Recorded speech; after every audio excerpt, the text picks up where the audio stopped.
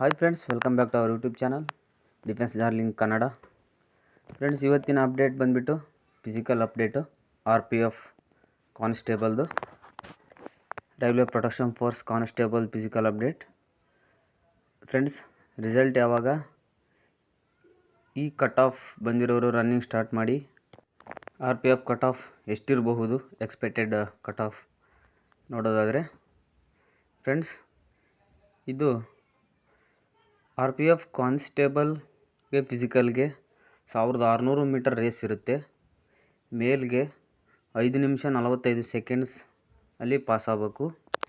ಅಂದರೆ ನಾವು Indian army, TR army ಈ ಥರ ರನ್ನಿಂಗ್ ಯಾವ ಥರ ಟಫ್ ಇರೋದು ಅದೇ ಥರ ಟಫ್ ಇರುತ್ತೆ ರೈಲ್ವೆ ಪ್ರೊಟೆಕ್ಷನ್ ಫೋರ್ಸ್ ಕಾನ್ಸ್ಟೇಬಲ್ಗೆ. ಫೀಮೇಲ್ಗೆ 800 ಮೀಟರ್ ರೇಸ್ 4 ನಿಮಿಷ 40 ಸೆಕೆಂಡ್ ಇಷ್ಟರಲ್ಲಿ ರನ್ನಿಂಗ್ ಪಾಸ್ ಮಾಡಬೇಕು. ಫ್ರೆಂಡ್ಸ್, ಇದು ಒಂದು ಲಾಂಗ್ ಜಂಪ್ ಇರುತ್ತೆ. ಇದರಲ್ಲಿ ಲಾಂಗ್ ಜಂಪ್ ಬಂದುಬಿಟ್ಟು ಮೇಲ್ಗೆ 14 ಫೀಟ್ ಇರುತ್ತೆ, 2 ಚಾನ್ಸ್ ಕೊಡ್ತಾರೆ. ಫೀಮೇಲ್ಗೆ 9 ಫೀಟ್ 2 ಚಾನ್ಸ್. ಹೈ ಜಂಪ್ ಇರುತ್ತೆ, ಮೇಲ್ಗೆ 4 ಫೀಟ್ 2 ಚಾನ್ಸ್, ಫೀಮೇಲ್ಗೆ 3 ಫೀಟ್ 2 ಚಾನ್ಸ್. ಇದು ರನ್ನಿಂಗ್ ಪಾಸ್ ಆದ ನಂತರ ಈ ಲಾಂಗ್ ಜಂಪು ಹೈ ಜಂಪನ್ನು ಇಡ್ತಾರೆ. ಫ್ರೆಂಡ್ಸ್, ಯಾರ್ಯಾರೆಲ್ಲ RFIಯಲ್ಲಿ ರನ್ನಿಂಗ್ ಪಾಸ್ ಆಗ್ತೀರಾ ಅವರಿಗೆ ಲಾಂಗ್ ಜಂಪ್ ಹೈ ಜಂಪ್ ನಡೆಸಿ ನೆಕ್ಸ್ಟ್ ಪ್ರೊಸೆಸ್ಗೆ ಅವರು ಕರ್ಕೊಂಡು ಹೋಗ್ತಾರೆ. ಈ ಲಾಂಗ್ ಜಂಪು ಮತ್ತು ಹೈ ಜಂಪು ಪಾಸ್ ಆಗಬೇಕು. 2 ಚಾನ್ಸ್ ಇರ್ತವೆ. 2 ಚಾನ್ಸಲ್ಲಿ ನೀವು ಕ್ಲಿಯರ್ ಮಾಡಬೇಕಾಗುತ್ತೆ ಫ್ರೆಂಡ್ಸ್, ಇಲ್ಲಾಂದರೆ ಡಿಸ್ಕ್ವಾಲಿಫೈ ಮಾಡ್ತಾರೆ. ಈಗ RPF ಕಾನ್ಸ್ಟೇಬಲ್ 2025 ಡೇಟ್ ನೋಡೋಣ. ಎಕ್ಸಾಮ್ ಡೇಟ್ ಬಂದುಬಿಟ್ಟು ಮೇ 18ರಿಂದ ಸ್ಟಾರ್ಟ್ ಆಗಿತ್ತು. ಎಕ್ಸಾಮ್ ಡೇಟ್ ಮೇ 18ರಿಂದ ಎಕ್ಸಾಮ್ ಸ್ಟಾರ್ಟ್ ಆಗಿ ಕಂಪ್ಲೀಟ್ ಆಯಿತು. ಆನ್ಸರ್ ಕೀ ಮಾರ್ಚ್ 24ನೇ ತಾರೀಕು ಆನ್ಸರ್ ಕೀ ಬಂತು. ರಿಸಲ್ಟ್ಸ್ ಮೇ 25 ಬರುವ ಚಾನ್ಸ್ 100% ಇದೆ. ಮೇ 25 ಬರುತ್ತೆ ರಿಸಲ್ಟು. ಫಿಸಿಕಲ್ ಎಕ್ಸ್ಪೆಕ್ಟೆಡ್ ನೋಡೋದಾದರೆ ಜೂನ್ ಅಥವಾ ಜುಲೈ ಇರುತ್ತೆ ಫ್ರೆಂಡ್ಸ್, ಜೂನ್ ಅಥವಾ ಜುಲೈ ಇರುತ್ತೆ. ಫ್ರೆಂಡ್ಸ್, ಯಾರ್ಯಾರೆಲ್ಲ ಕಟ್ ಆಫ್ 80+ ಯಾರ್ಯಾರು ಇದ್ದೀರಾ, 75+ 80+ ಇದ್ದೀರಾ ಅವರೆಲ್ಲ ರನ್ನಿಂಗ್ ಪ್ರಾಕ್ಟೀಸ್ ಮಾಡಿ. ಇದು RFI ಇರುತ್ತೆ ಈ ಸರಿ, ಇದರಿಂದ ಟಫ್ ಆಗುತ್ತೆ ರನ್ನಿಂಗು.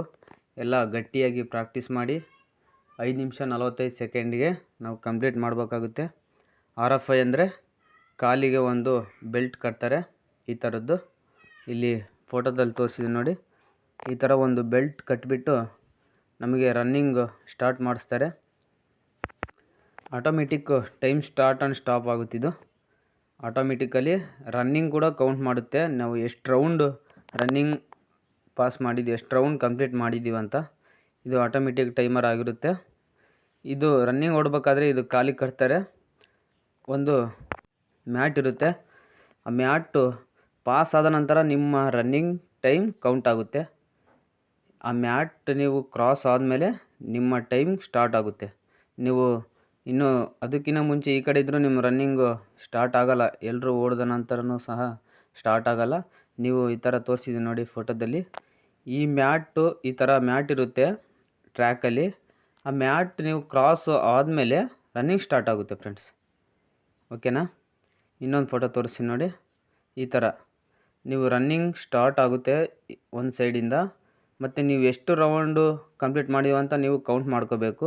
ಒಂದು ರೌಂಡ್ ಕಮ್ಮಿ ಆದರೂ ಡಿಸ್ಕ್ವಾಲಿಫೈ ಆಗ್ತೀರಾ, ಒಂದು ರೌಂಡ್ ಜಾಸ್ತಿ ಆದರೂ ಡಿಸ್ಕ್ವಾಲಿಫೈ ಆಗ್ತೀರಾ. ಅದು ಆಟೋಮೆಟಿಕ್ ಟೈಮ್ ತಗೊಂಬಿಡುತ್ತೆ. ನೀವೆಲ್ಲ ಓಡಿ ಬಂದು ಆ ಮ್ಯಾಟನ್ನು ಕ್ರಾಸ್ ಮಾಡ್ಬೇಕು. ಕಂಪ್ಲೀಟ್ ಆಗ್ಬೇಕಂದ್ರೆ ಆ ಮ್ಯಾಟನ್ನು ಕ್ರಾಸ್ ಮಾಡಿದ್ರೆ ಮಾತ್ರ ಕಂಪ್ಲೀಟ್ ಆಗುತ್ತೆ ಫ್ರೆಂಡ್ಸ್.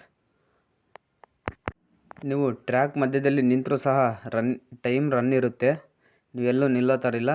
ನೀವು ಮ್ಯಾಟನ್ನು ಕ್ರಾಸ್ ಮಾಡಿದ ನಂತರ ಕಂಪಲ್ಸರಿ ಓಡಲೇಬೇಕು. ನೀವು ಎಷ್ಟು ರೌಂಡ್ ಆಗ್ತಿರೋ ಅಷ್ಟು ರೌಂಡ್ ಸಹ ಅದು ಕೌಂಟ್ ಮಾಡುತ್ತೆ, ನಿಮಗೂ ಕೌಂಟ್ ಇರಬೇಕು. ಇದು RFI ಅಂತಾರೆ. ಈ ಮ್ಯಾಟ್ ಕೊಟ್ಟಿದ್ದಾರೆ ನೋಡಿ, ಕಂಪ್ಯೂಟ್ರಲ್ಲಿ ಎಲ್ಲ ಟೈಮಿಂಗ್ಸ್ ಎಲ್ಲ ಸ್ಟಾಪ್ ಆಗುತ್ತೆ, ಎಷ್ಟೆಷ್ಟು ಸೆಕೆಂಡ್ ಓಡಿದ್ದೀರಂತ.